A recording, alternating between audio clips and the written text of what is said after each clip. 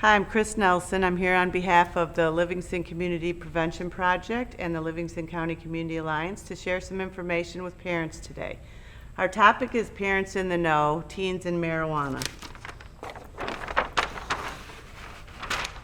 Hopefully by the end of my presentation, you'll know what parents need to know about teen marijuana use and why teen marijuana use is not only a big deal, it's a huge deal. Why is it a huge deal and why should parents be concerned? Those are the things I want to share with you throughout this presentation. First of all, why do teens even start using marijuana? There's a lot of reasons. I talk to a lot of youth. I've been in the schools for a long time working with adolescents. And these are probably the top ones that I hear. To fit in, to relieve stress, to find some relaxation in their hectic lives, to deal with life's challenges. Just the hard stuff that comes along. It feels good to help them sleep, sometimes with anxiety and focus. Any drug or any risky behavior that a teen decides to use, they wouldn't do it if they didn't get something out of it. So a lot of these serve a purpose for the teens that get involved with marijuana. So one of the reasons it's such a big deal is the teen brain. We can't really talk about anything that's going on in the life of a teen without talking about the teen brain. The teen brain is at a really critical point that it's still developing, wiring is still going on, so that anything that's introduced into a teen's life will kind of get wired into the brain. So if you take a teen and they start using marijuana, it's going to have significant consequences for their brain.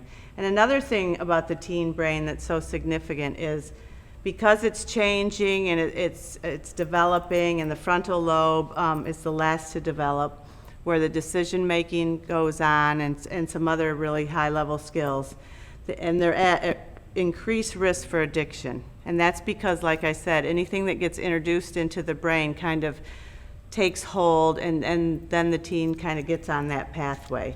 So that's why we really want to pay attention when teens are experimenting or they're starting to use marijuana or any other drugs or alcohol. This is important to know about any drug use, and with marijuana, this is what we're seeing happen right now. Anytime there's a low perception of risk, use will increase. And because of a lot of the climate in our county right now, we're seeing this more and more in teens. Some of the local surveys are showing it, but it's something that you really need to be aware of. And let me talk about a few things so you can see how that's happening. Marijuana use has really become normalized and glamorized. I'm going to put those two together.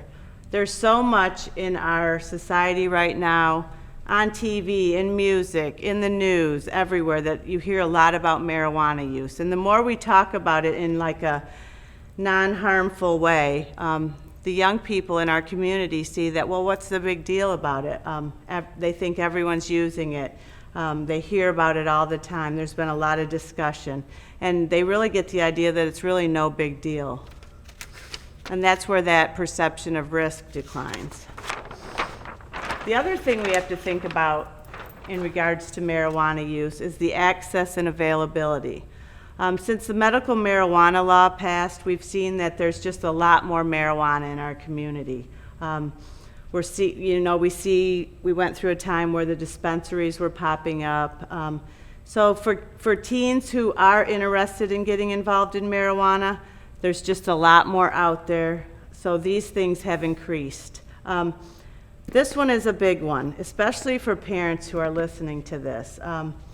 The THC, which is the chemical in marijuana that gets you high, has really increased in potency. The marijuana that parents of the 70s and 80s may have been smoking is nothing compared to what teens are using now, and I think this is very significant, and parents really need to be aware of this. And because of the potency and the high levels of THC, we can go back to the brain where there's such an increased risk for showing some addiction. So the ways they're using, there's a lot of words on here, and what I would suggest, because I don't have pictures with me or is to go online and maybe plug some of this stuff in so you can get some idea. Or another thing you could do, which some people that work with me have done, I haven't had an opportunity to do it myself, is go and visit one of the marijuana head shops in our community. You can get a really good education about what teens are using in relationship to marijuana. Some of these terms have been around for quite a long time, others are new, and some of them are becoming more and more popular. Joints, bongs, bowls, pipes, blunts, which is a cigar that's been hollowed out and marijuana is inserted in it. These are what they use to smoke it. Vaping is the newest craze. It started with e-cigarettes, and now a lot of students are using vaporizers, which they put oil or wax or some other form of THC in it. The wax is something that's extracted from the marijuana that becomes like a wax-like substance. It's very high potency, can be very dangerous because of the high potency involved. And the dabs is just what the wax becomes that you can put in a bong or a bowl. Edibles, another real popular one since medical marijuana has come around. This too can have a high potency level. And then somebody just shared with me capsules. You can actually buy capsules of THC and you can swallow them. So these, if you hear any of these terms, you know, you might want to perk up a little bit and see what's going on. And vaping, like I said, seems to be the newest craze with young people. Synthetic marijuana we hear a lot about. We're still hearing about it, not as much as we did a few years ago, but synthetic is just a chemical form of marijuana. The thing that's most dangerous, and we see some really negative outcomes, is the chemicals involved. So they're smoking really chemicals, and what happens is there's just a lot more powerful and unpredictable effects from it. So you may wonder what this means. For parents, I just want to tell you what I share with some students, and you can kind of, when you're talking to your own kids, kind of go from this approach. So you take any young person, and if they decide to become a user, you know, there's certain things that they're going to be facing or consequences, you know, that the non-users don't have to worry about. So that's kind of a way to tee it up that, no, we don't want anyone using marijuana, obviously, but there are negative consequences that only the users are going to have to deal with. So what are they? Learning outcomes. There's been some new research that shows that there's actually some drops in IQ, memory, cognitive, which is thinking.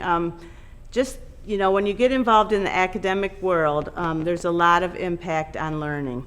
Mental health, some kids will start using because of depression and anxiety, but what we find is that after a while, these both get worse, and then paranoia comes in as a result of continued use too. What actually happens with the depression is our brain produces feel-good chemicals, serotonin and dopamine, and anytime you introduce a artificial feel-good chemical, which marijuana does, your brain stops producing as much. So your brain's saying, well, I don't need to really do this since you're giving it to me artificially. So we see some increases in that area. Physical health, obviously, respiratory, lungs. What happens here is what we're seeing with young people is, whereas young people used to smoke cigarettes, then they'd move to marijuana. Now a lot of kids aren't smoking cigarettes, they're going right to marijuana. So what the research folks are able to do is start researching the effects of marijuana on somebody, whereas before they could never really separate out what was caused because of cigarettes and what was caused because of marijuana. So we're going to see more maybe in some of these other areas, some research coming out. There's been an increase in accidents related to the use of marijuana and driving. And what happens a lot of times is marijuana is mixed with other drugs like alcohol or some other things, which just ups the dangerous factor, obviously. This is a big one that we see in kids, a lack of motivation. You'll really see that in your kids if they're really becoming regular marijuana users. They just won't really care about a whole lot except maybe getting high. Jobs are obviously an issue. This is another thing that's good to share with young people. A lot of employers will drug test. And a lot of kids will say, well, I'll just get my medical marijuana card. Well, you know, you're still going to get maybe tested at a job and some other things, which is going to narrow your field of where you can gain employment. ER visits have gone up. A lot of that is related to this high potency marijuana. So that's another thing to look at. A lot of times people will say that marijuana is a gateway drug. And what a gateway drug is, one of those things that kind of opens up the gate to all other things. I like to put it in this way. If you're using marijuana, you're in an environment where drug use is accepted. And so you're with other users. You're also in an environment of risk. So if you're in an environment where there's drugs to begin with, other people are going to come into that environment that are also drug users. So the opportunity to maybe start using something else is a lot higher than if you weren't using marijuana. So it just opens up the door or the gate. And also, I heard someone who was in recovery once say, if you're using marijuana, you're in that environment, you're already smoking, it's a quick jump to something else. So it just ups the danger factor quite a bit. So parents, there is no greater force in the prevention of drug abuse than parents. And I think it's really important to get educated and become aware of what's going on with young people. As I said before, the marijuana that I don't want to say you may have been using, but the parents may have been using, this isn't the marijuana the young people are using right now. So it's really important that you understand what's going on. It's really easy for our young people to start on this marijuana using path and not even realize the consequences of what's going on. So some of the signs to look for, and some of these signs you might say, well, my teenager is like that. So sometimes it's hard. There's a couple here. It's hard to distinguish. Should I be worried about drug use, or is this just normal teen behavior? What I always like to say is, you know, if it's it's in your gut and you really feel like something's changed, I mean, at least pay attention and kind of see what's going on. So pro-marijuana talk, obviously. Hearing more and more of this as that perception of harm goes down. A lot of kids just think, you know, what's the big deal? You know, it's really harmless. You know, they've got all the answers for why they should be using marijuana. And you'll hear a lot of this for the kids that are getting involved in it. Drug paraphernalia, some of those things I mentioned, pipes, bongs. The thing about drug paraphernalia is I'll hear parents say, well, you know, it was their first time. I found a bowl in their car, and they told me, or they were holding it for a friend. Usually that's just what they're telling you. Someone who has drug paraphernalia has been using longer than the first time. When you start having your own paraphernalia and your own stash of marijuana, that means that your use has progressed a little further than maybe just initial experimentation. This one sometimes is hard to distinguish. A lot less time around the house and interaction with the family, and maybe a new set of friends. This happens naturally a lot of times in high school, so sometimes, like I said, you're not sure. Is it drug use, or is it just, you know, they're getting more and more independent? I would say any of this stuff is worth taking note of, and if you pair it with any other signs, then you probably have a young person who might be using marijuana. The thing about this one that a lot of teens who are using marijuana tell me is they stay away from the house a lot, and when they come home, they go straight to their room so they don't have to interact at all with their family because they may be under the influence. Another thing that'll happen with marijuana is teens or young people will drop their usual activities. They'll stop playing a sport or being involved in an activity that they used to be really like heavily involved in. Some of this goes to that lack of motivation. The whole marijuana scene of getting together, using, and all that becomes really attractive to kids. Eye drops, obviously. People snicker sometimes when you say that, or kids will say, oh, I have allergies. You know, the thing is, if it's paired with some of the other stuff, it's worth taking note of. Pro-marijuana clothes and items and stash items. I want to talk about these together. A few years ago, you could see a lot of kids wearing like pro-marijuana clothes. You know, but now what's happening is it's getting very subtle. There's a lot of things they can buy at some of the local marijuana they're not marijuana, but head shops they call them, where there'll be like a secret compartment in a pair of jeans, or I just saw a macrame bracelet that has like a little pipe inside of it. They're not, you wouldn't notice anything about them, or a hat that'll have a zipper compartment. There's some cans that look like Arizona iced tea that really they screw off and they have a little stash place inside. That's another thing. You could go online, or you can take a field trip to one of the local shops to just kind of get an idea of what kids are buying. A lot of things they can get on the internet, but like I said, if you pair it all together and you kind of feel in your gut that something's going on, then it is worth paying attention to. So what can you do besides become aware of what's going on with teens and marijuana? Take it seriously. I can't say this enough. You know, when a teen starts using, I'm going to just draw a little thing here, okay? If you have no use here and you have addiction or chemical dependency here, okay, once a teen starts using, they're moving along this line, okay? And we don't know how fast anyone's going to move along this line to addiction.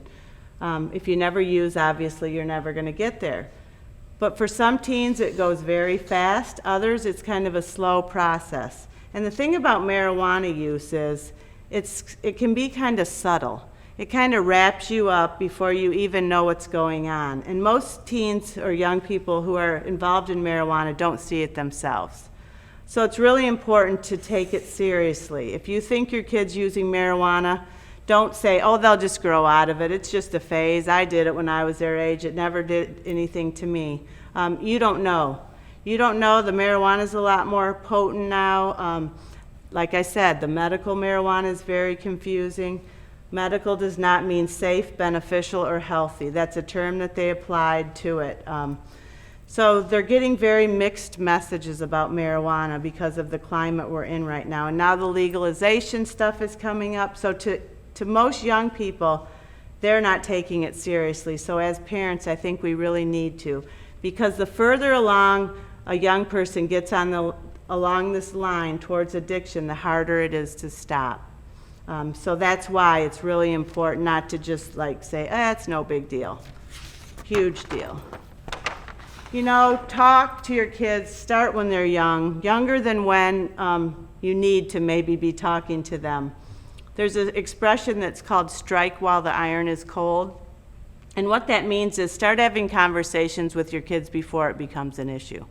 And that can work for any area that you need to be involved in with their lives. And I said be involved, stay connected, do what it takes. Yeah, there's some natural order of things where teens pull away, you guys have a lot of conflict and stuff like that, but there are ways to stay involved and to stay connected. Find the way that works for you and your child. And most importantly, if you really suspect that your child's getting wrapped up in marijuana, take action. You know, trust your gut. If you think something's going on, don't take it lightly. There's folks in the community, in schools, at your church, your friends, whatever. Don't be afraid to address it, because like I said, and I think this is important to know, the further along they get in their use, the harder it is going to be for them to change that path. So if you get it early.